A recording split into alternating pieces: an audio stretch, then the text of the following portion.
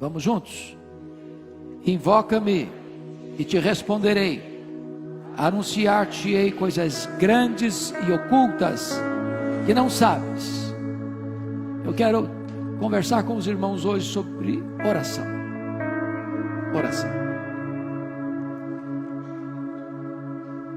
Não há cristianismo sem oração. Não há vida cristã sem oração. Não há famílias fortes sem oração. Não há igrejas vivas sem oração. Não há avanço missionário sem oração. Não há poder espiritual sem oração. A oração é o oxigênio da igreja. É uma evidência de que você nasceu de novo, é quando você ora. A evidência de que você vai ser um crente maduro na fé, experiente com Deus e revestido de poder, é quando você ora.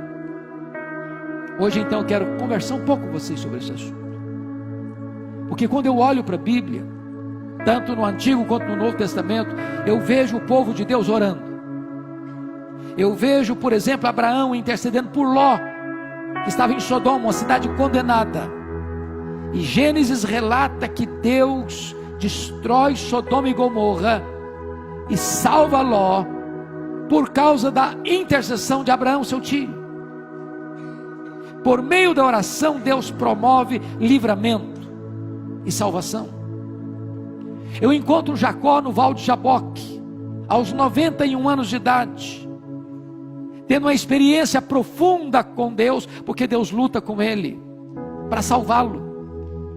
E diz a Bíblia que Jacó se agarra ao Senhor e diz: eu não te deixarei ir, se tu não me abençoares. E Deus o salva ali, e ele vê a Deus face a face ali, e a vida dele passa por uma mudança radical, a partir do Val de Jaboque, fruto da oração. Eu vejo Moisés em Cades Barneia, um momento decisivo da história do povo de Israel, quando a ira de Deus se acendeu contra aquele povo rebelde no deserto, e diz a Bíblia que Deus se propõe a criar uma nova nação por meio de Moisés, e Moisés se coloca na brecha em favor do povo e diz: Senhor, perdoa o pecado desse povo, ou risca o meu nome do livro que escreveste. E Deus ouve a oração de Moisés e poupa aquela nação. Eu vejo Ana, estéril, desprezada pela sua rival, mal compreendida pelo sacerdote Eli, não compreendida pelo seu marido Eucana, clamando a Deus por um milagre para ser mãe. E diz a Escritura que Deus abriu a sua madre, que ela concebeu, que ela deu à luz a Samuel, o maior profeta, o maior sacerdote, o maior juiz daquela geração, fruto da sua oração. Eu vejo o seu filho Samuel se apresentando diante da nação de Israel, dizendo o seguinte: longe de mim pecar contra Deus, deixando de orar por vós. Eu vejo o rei Ezequias enfrentando dois problemas gravíssimos no seu reinado, aos 39 anos de idade, no apogeu do seu ministério, do seu reinado. Diz a Bíblia que ele estava com a doença mortal, e diz a Bíblia que a cidade dele, Jerusalém, estava cercada, entrincheirada por um poderosíssimo exército do maior império da época, o Império Assírio. E diz a Escritura que ele ora e ele chora diante de Deus, e Deus então ouve a sua oração, e Deus então responde rapidamente. Deus o cura de uma doença mortal, Deus liberta Jerusalém de um ataque terrível de um exército expansionista e guerreiro, através da oração. Eu vejo Daniel orando a Deus, e Deus fechando a boca dos leões naquela cova. Eu vejo Daniel orando a Deus, e Deus enviando o arcanjo Miguel para lutar nas regiões celestes em favor de Israel. Eu vejo o grande estadista, o grande administrador, o grande reformador Neemias orando por Jerusalém, chorando diante de Deus, jejuando diante de Deus, e uma cidade que estava há 142 anos debaixo de escombros, se levantando das cinzas, fruto da oração.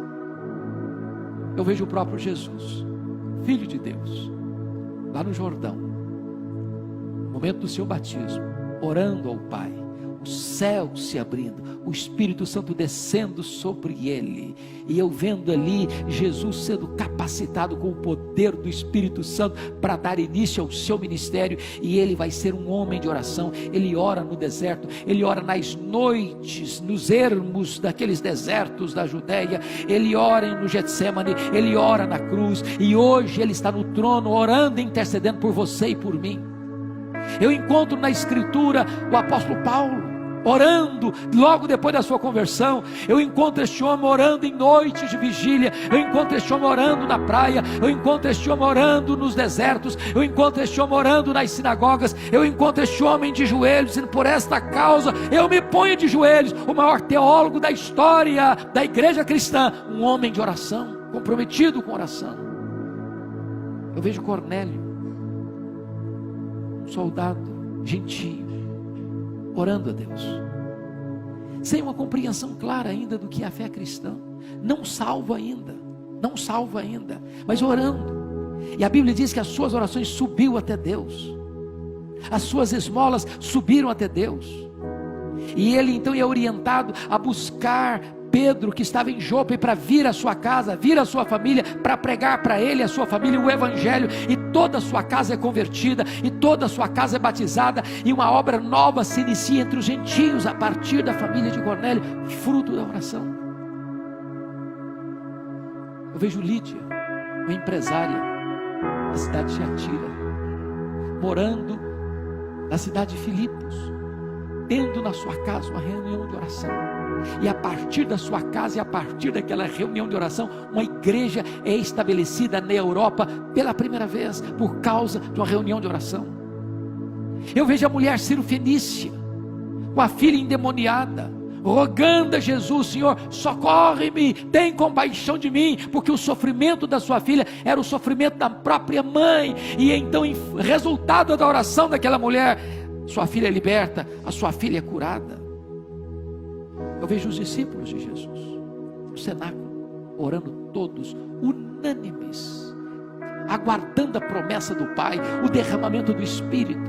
Eu encontro, irmãos, os crentes, ao longo dos séculos orando, os pais da igreja orando, os pré-reformadores orando, os reformadores orando, os puritanos orando, os missionários orando, os avivalistas orando, esta igreja orando, você e eu orando, porque se você é de Deus, você é alguém comprometido com oração.